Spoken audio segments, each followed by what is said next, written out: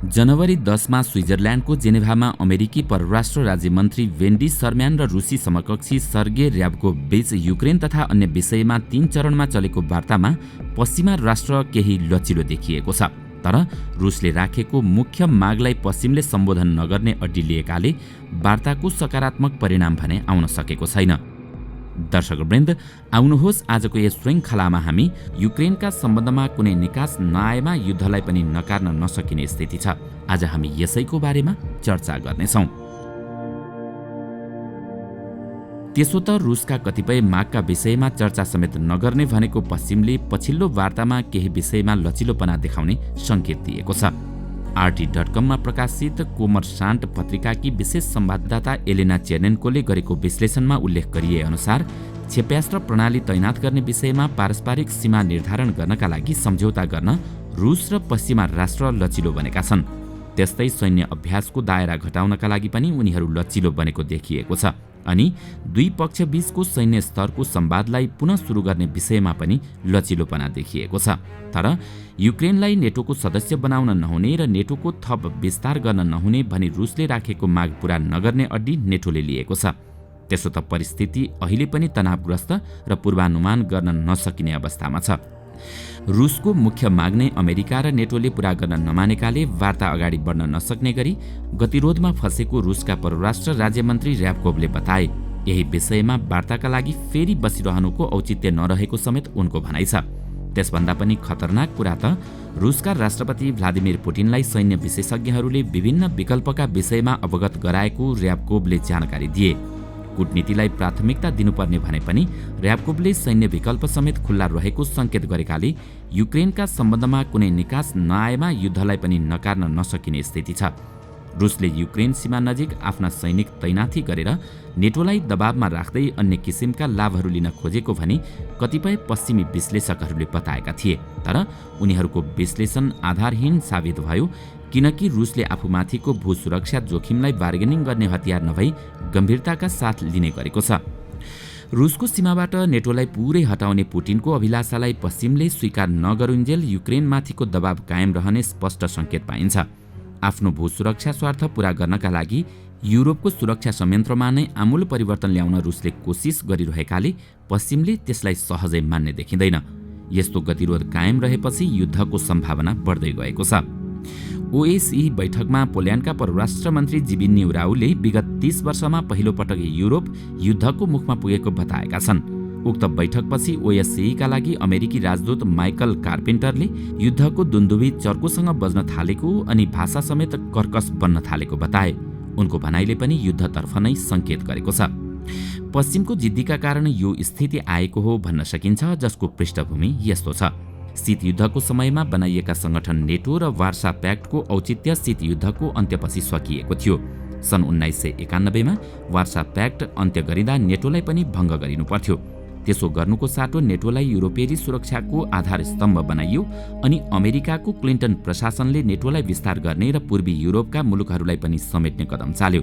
हुँदाहुँदा नेटोले युगोस्लाभियाका अनेकौं समस्याको समाधानमा पनि अघि सरेर आफ्नो औचित्य थप पुष्टि गर्न खोज्यो।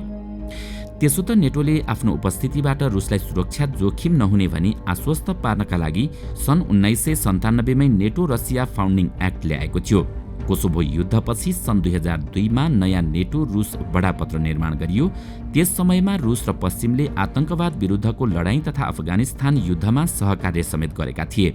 नेटोको विस्तारले रुसलाई खतरा नहुने भनी जतिसुकै आश्वासन दिए पनि पश्चिमको उद्देश्य पवित्र थिएन। रुसलाई घेराबन्दी गर्ने नियतका साथ नेटोले सदस्य राष्ट्रहरूको सङ्ख्या बढाइरह्यो। पूर्वतर्फ नेटोको विस्तारका कारण कालिनिनग्रादलाई चारैतिरबाट नेटो सदस्यहरूले घेरेका छन्। त्यसले गर्दा रुसको स्वार्थ र सुरक्षा दुवै जोखिममा परेका छन्। सन् 2008 को अप्रिलमा रोमानियाको बुखारेस्टमा नेटोको शिखर सम्मेलनमा जर्जिया र युक्रेनलाई पनि नेटोको सदस्य बनाइने भनेपछि रुसको धैर्यताको बाँध फत्कियो। आफ्नो छिमेकमै नेटो आइपुग्ने अनि घातक हतियारहरू राख्न सक्ने देखेपछि रुसले सन् 2008 मा जर्जिया अनि सन् 2014 मा युक्रेनमा आक्रमण गरेर त्यहाँका भूभागमा कब्जा जमायो। त्यसबेला पश्चिमले रुस विरुद्ध कुनै ठोस कारबाही गर्न सकेन। रुसमाथि लगाइएको आर्थिक प्रतिबन्धको निवारक असर परेन। अहिले फेरि आएर जर्जिया र युक्रेनलाई नेटोको सदस्य बनाउनका लागि पश्चिमले प्रपञ्च रचिरहेकाले रुस सैन्य दबाव दिने स्थितिमा आएको हो। रुसले आफ्ना मागहरू पूरा नगरिएमा सैन्य तथा प्राविधिक उपाय अपनाएर पश्चिमको जीवन कठिन बनाइदिने चेतावनी दिएको छ। तर रुस युद्धको मोर्चामा पनि पूर्ण तयारीका साथ बसेको पाइन्छ। उसले जिर्कोन हाइपरसोनिक क्रुज क्षेप्यास्त्र जलसेनाका जहाजहरूमा तैनाथ गर्न स्वीकृति दिएको छ। घातक जिर्कोन क्षेप्यास्त्र जलसेनालाई उपयोग गर्न दिनुको अर्थ जमिनबाट मार हान्ने हाइपरसोनिक क्षेप्यास्त्र पनि रुसले लगभग तयार पारिसकेको हुनुपर्छ। त्यसले युद्ध रुसका पक्षमा पार्नका लागि सहायता गर्छ। अनि रुसले युक्रेनमाथि आक्रमण गरेको खण्डमा नेटोका सैन्य बलहरूले सिधै हस्तक्षेप गर्ने सम्भावना पनि छैन। अमेरिकाका राष्ट्रपति जो बाइडेनले युक्रेनको रक्षाका लागि अमेरिकी सैनिक नपठाउने स्पष्ट रूपमा बताइसकेका छन्। रुसबाट नोर्ड स्ट्रिम 2 ग्यास लिन खोजेको जर्मनी पनि युक्रेनका विषयमा सैन्य संलग्नताको पक्षमा देखिँदैन। यस्तो स्थिति रहेकाले पनि सायद पश्चिमले रुसलाई युद्धतर्फ नधकेल्नका लागि थप प्रयास गर्न सक्छ। तर रुसको माग पूरा गर्दा आफ्नो हार भएको ठहरिने पश्चिमको जिरोसम सोचका कारण युद्धलाई पूर्णतया नकार्न गाह्रो देखिन्छ। शीत युद्धमा सोभियत रुसमाथि विजय प्राप्त गरेको अमेरिका त्यसको 30 वर्षपछि रुस शक्तिशाली बनेर फेरि चुनौती दिन थालेको तथ्यलाई पचाउन सकिरहेको छैन। अनि रुस चाहिँ आफ्नो भू सुरक्षामा चिन्तित रहँदै तथा प्रभाव क्षेत्र खोसिन लागेको तनाव बोक्दै पछि नहट्ने सोच बनाएर बसेको छ। यसैबीच पश्चिमका सञ्चार माध्यमहरूमा रुससँग अमेरिकाको सम्भावित युद्धका विषयमा व्यापक सामग्रीहरू आइरहेका छन्। रुसले युक्रेन सीमा नजिक आफ्नो भूमिमा सेना तैनाथ गरेको विषयलाई उनीहरूले युद्धको तयारीका रूपमा हेरेका छन्। तर अमेरिकासँगको वार्ता अघि रुसका राष्ट्रपति भ्लादिमिर पुटिनले 10,000 सैनिकलाई आफ्नो ब्यारेकमा फर्किनका लागि दिएको निर्देशनलाई उनीहरूले खासै महत्त्व दिएका छैनन्। यसैबीच अमेरिकाको रक्षा मन्त्रालय पेन्टागनले युक्रेन सङ्कटलाई मध्यनजर गर्दै अमेरिकी विमानवाहक युद्धपोत युएस ह्यारी एस ट्रुम्यान र त्यससँगको युद्धपोत जत्थालाई भूमध्य सागरमा तयारी अवस्थामा रहनका लागि निर्देशन दिएको खबर आएको छ।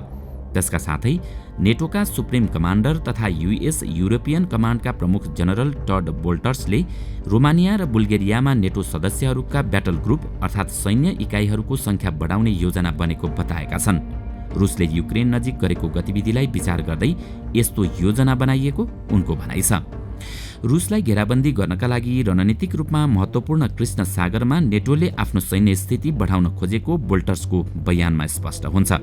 भूसुरक्षाको जोखिम अनुभव गरेर युक्रेन सीमा नजिक सेना तैनाथ गर्ने रुसको प्रयासलाई युद्धको तयारी भन्ने पश्चिम आफूले चाहिँ रुसको सीमा नजिक उसलाई उत्तेजित पार्ने अनेकौं गतिविधि गरिरहेको छ। त्यसलाई सुरक्षा प्रबन्ध भनेर उसले विडम्बनापूर्वक भाषामा घुमाइरहेको छ। युक्रेनमा रुसका साइबर लडाकुहरू। त्यसो त अमेरिका र बेलायतका गुप्तचर संस्थाहरूले युक्रेनका विषयमा भर्खरै सनसनीपूर्ण खुलासा गरेका छन्। गोप्य प्रतिवेदनमा उल्लेख गरिए अनुसार रुसका साइबर लडाकुहरू युक्रेनमा पसेका छन्। उनीहरूले गत शुक्रबार युक्रेनका 1 दर्जन जति वेबसाइट ह्याक गरेका थिए। अमेरिकाको रक्षा मन्त्रालयका प्रवक्ता जोन कर्बीका अनुसार यी लडाकुहरू राष्ट्रपति भ्लादिमिर पुटिनको आदेशको प्रतीक्षा गरिरहेका छन्। ती लडाकुहरूलाई 70 वटा स्थानको सूची दिइएको छ।